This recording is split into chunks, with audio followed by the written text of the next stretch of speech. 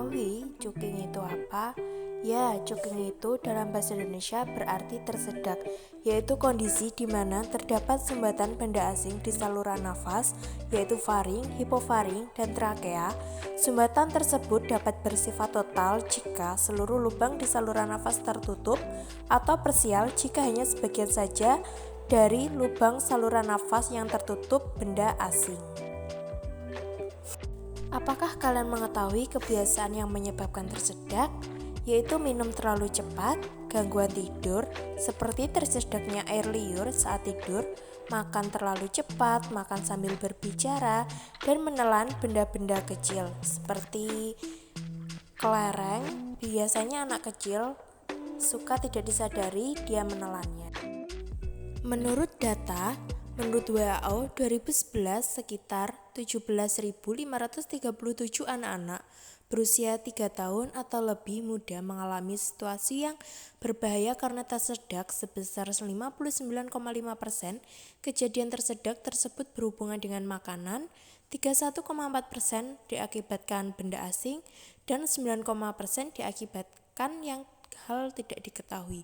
Tersedak bisa terjadi pada siapa saja dan tidak mengenal usia. Namun, bayi dan anak di bawah 3 tahun memiliki resiko lebih tinggi untuk tersedak karena belum mengontrol sesuatu yang masuk ke dalam mulutnya. Lansia juga memiliki risiko karena mengalami degeneratif.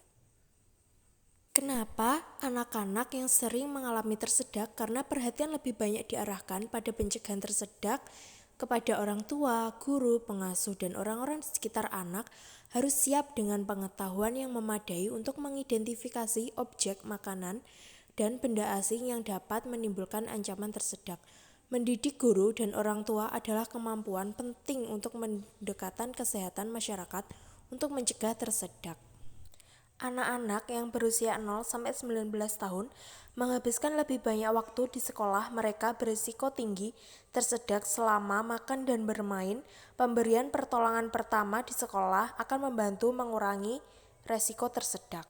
Dampak tersedak pada anak adalah ketika masuknya benda asing ke dalam bronkus terlalu lama dapat menyebabkan pneumonia atau radang paru-paru.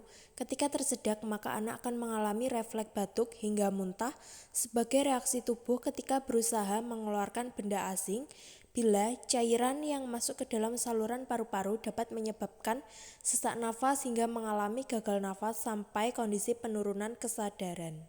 Tanda-tanda orang mengalami tersedak yaitu batuk-batuk, leher terasa tercekik, mengeluarkan bunyi mengi hingga sianosis.